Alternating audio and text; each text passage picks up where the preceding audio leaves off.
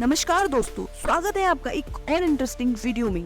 आज हम बात करेंगे एक ऐसे देश की जो दुनिया की सबसे पुरानी सभ्यताओं में से एक है और जिसे पिस्ता की राजधानी के रूप में भी जाना जाता है।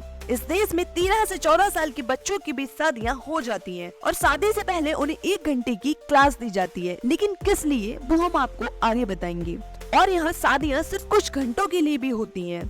इस देश में महिलाओं को हिजाब पहनना कंपलसरी है। इसके अलावा ये देश अपने तेल और गैस के भंडारों के लिए भी दुनिया भर में मशहूर है और आजकल तो ये इजराइल के साथ अपने संघर्ष की वजह से विश्व मंच पर चर्चा का विषय बना हुआ है। जी हाँ, आपने बिल्कुल सही सोचा। आज हम बात करेंगे पश्चिम एशिया में स्थित इस्लामी गणतंत्र ईरान की, जिसे पर्शिया और फारस के नाम से भी जाना जाता है। ईरान दुनिया के सबसे पुराने देशों में से एक है। फारसी भाषा में ईरान का अर्थ है द लैंड ऑफ आर्यंस, यानी आर्यों की भूमि। ईरान की कहानी सदियों पुरानी है। तो आइए आज के इस वीडियो में हम जानते हैं ईरान के बारे में कुछ ऐसी ही इंटरेस्टिंग और इंफॉर्मेटिव बातें जिन्हें शायद ही आप जानते हो। वीडियो स्टार्ट करने से पहले अगर आप चैनल पर नए हैं तो चैनल को सब्सक्राइब कर बेल आइकन दबा लीजिए ताकि हमारी आने वाली वीडियोस की नोटिफिकेशन आपको सबसे पहले मिले। ईरान को पहले पूरी दुनिया फारस के नाम से जानती थी। 1935 में इसे ऑफिशियली ईरान नाम दिया गया। देश का official name Islamic Republic of Iran है, जो 1979 में इस्लामिक रेवोल्यूशन के बाद अस्तित्व में आया। ईरान दुनिया का 18वां सबसे बड़ा देश है और यहाँ की आबादी करीब 88 मिलियन है। ईरान की सीमाएं नॉर्थ वेस्ट में तुर्की, वेस्ट में इराक, नॉर्थ में अजरबैजान, आर्मेनिया, कैस्पियन सागर और तुर्कमेनिस्तान, ईस्ट में अफगानिस्तान, साउथ ईस्ट में पाकिस्तान और साउथ में ओमान की खाड़ी और फारस की खाड़ी से लगती है। ईरान की 70% आबादी 30 वर्ष से कम आयु की है, यानी ईरान एक युवा देश है। फारसी साम्राज्य दुनिया के सबसे शक्तिशाली साम्राज्यों में से एक था। साइरस महान के नेतृत्व में फारस ने मिस्र, तुर्की और आधुनिक ईरान सहित कई क्षेत्रों पर शासन किया। हालांकि सिकंदर महान की विजय के बाद यह साम्राज्य ढह गया, लेकिन इसकी धरोहर आज भी ईरान की सभ्यता में जीवित है। ईरान की ऑफिशियल लैंग्वेज पर्शियन यानी फारसी है। एजुकेशन, एडमिनिस्ट्रेशन और बिजनेस में ईरानी भाषा का ही इस्तेमाल होता है। हालांकि यहाँ कई भाषाएं बोली जाती हैं, जैसे अज़ेरी, कुर्दिश और आर्मेनियाई। फारसी भाषा को साहित्यिक दृष्टि से भी बेहद समृद्ध माना जाता है और यह तजाकिस्तान और अफगानिस्तान में भी बोली जाती है। एक समय था जब फारसी भारत में मुगलों के शासन की आधिकारिक भाषा हुआ करती थी। ईरान शिया मुस्लिम बहुल देश है और लगभग 90 से 95% पॉपुलेशन शिया इस्लाम का पालन करती है। इसके अलावा यहाँ सुन्नी मुस्लिम, ईसाई, पारसी और यहूदी भी रहते हैं। यह रिलीजियस डाइवर्सिटी देश के कल्चर और आइडेंटिटी का एक इम्पोर्टेंट पार्ट है। ईरान को प्राकृतिक संसाधनों का वरदान मिला हुआ है। ईरान के पास दुनिया का दूसरा सबसे बड़ा गैस भंडार है और यह तीसरा सबसे बड़ा नेचुरल गैस प्रोड्यूसर कंट्री है। इसके अलावा यह वर्ल्ड का 4th largest oil producer country भी है। यहाँ तक कि ईरान ने 2011 में अपना न्यूक्लियर पावर प्लांट भी स्टैब्लिश कर लिया, जो उसकी एनर्जी स्ट्रेटेजी का एक पार्ट है। ईरान में महिलाओं के अधिकारों की बात करें तो यहाँ 13 से 15 साल के ऊपर की बच्चियों का हिजाब पहनना कंपलसरी है। वहीं पुरुष किसी भी तरह के सफेद कपड़े पहन सकते हैं। ईरान में महिलाओं की per capita income south Asia के दूसरे देशों की महिलाओं से कम है। महिलाओं को व्हीकल चलाने, पब्लिक ऑफिस रखने और यूनिवर्सिटी में जाने जैसे अधिकार तो मिले हुए हैं, लेकिन अक्सर इन्हें लागू नहीं किया जाता, जिसके चलते ईरान में महिलाओं ने प्रदर्शन भी किए हैं, जिनका मकसद महिलाओं के अधिकारों को बहाल करना और इस्लामिक शासन की दमनकारी नीतियों को खत्म करना था।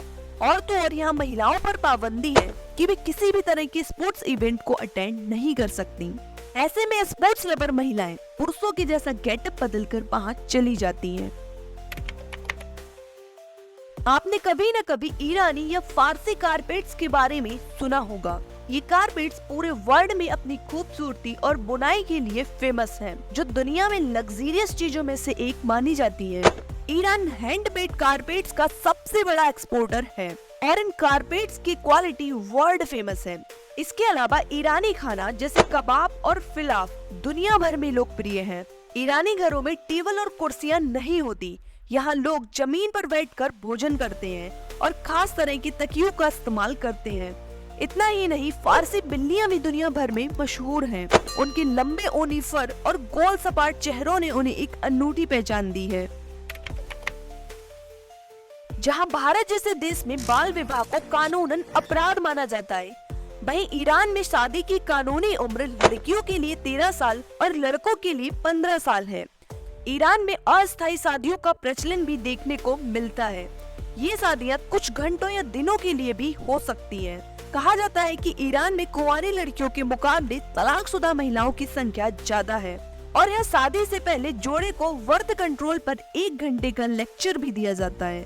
यह ईरान के समाज में जनसंख्या नियंत्रण के प्रति सजगता को दर्शाता है।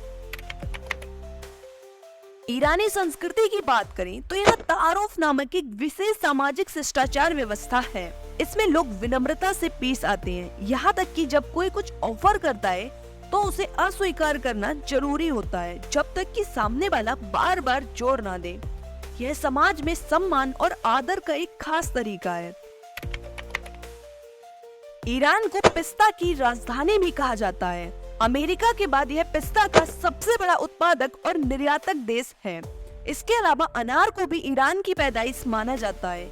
यहाँ के अनार विश्व प्रसिद्ध हैं। ईरान में ग्रेगोरियन और इस्लामी चंद्र कैलेंडर के साथ एक खास तरह के सौर कैलेंडर का इस्तेमाल होता है, जो पूरी तरह से यूनिक है। यहाँ का नया साल बसंत ऋतु के पहले दिन से शुरू होता है। साल के पहले 6 महीने 31 दिन के होते हैं और बाकी 30 दिन के। साथ ही ईरान में कार्य सप्ताह यानी वर्क वीक शनिवार से गुरुवार तक चलता है और शुक्रवार को यहाँ आधिकारिक छुट्टी होती है। 1979 की इस्लामिक रेवोल्यूशन के बाद से ईरान में शराब बेचना और पीना इलीगल है, लेकिन ईरानी समाज में इसकी मांग बनी हुई है, जिसके चलते यहाँ स्मगलिंग और इलीगल लिकर ट्रेड को बढ़ावा मिल रहा है। यह खतरनाक हो सकता है क्योंकि एक अनियमित उद्योग है और इलीगल लिकर के कारण 2023 तक कई लोगों की मौत हो चुकी है। आपको ये जानकर हैरानी होगी कि हत्यारा शब्द भी ईरान से आया है। दरअसल हत्यारा शब्द हसीसन से आया है, जो 11वीं और 12वीं सदी में ईरान में सक्रिय थे। ईरान के पहाड़ों में रहने वाले हत्यारों का यह समूह युद्ध करने की बजाय खास दुश्मनों को निशाना बनाता था। तब से यह शब्द प्रचलन में है। यह जानकर आप हैरान होंगे कि ईरान में अंगूठा ऊपर उठाना यानी थम्स अप करना मिडिल फिंगर दिखाने के बराबर है। इंडिया वेस्टर्न कंट्रीज में इसे सब कुछ ठीक होने का संकेत माना जाता है, पर ईरान में ये अपमानजनक है। इसके अलावा ईरान में सैटेलाइट टेलीविजन पर रोक है, पर डीटीएच के माध्यम से काफी लोग मनोरंजन का लुत्फ उठाते हैं। ईरान के मोहम्मद इब्न मूसा अल ख्वारिज़मी को अलजेब्रा का जनक कहा जाता है। इसके अलावा वे एक जियोग्राफर और एस्ट्रोनॉमर भी थे। यहाँ के पुरुष शॉर्ट्स नहीं पहन सकते, टाई नहीं लगा सकते, उन्हें ईरान के कुछ सभ्य कपड़ों को ही पहनना होता है। तो दोस्तों, ये था ईरान का एक छोटा सा सफर। अगर आपको ये वीडियो अच्छी लगी और आपने कुछ नया सीखा हो तो प्लीज इस वीडियो को लाइक कर चैनल को सब्सक्राइब कर लेना, ताकि हम आपको और भी ऐसी रोचक जानकारियाँ दे सके।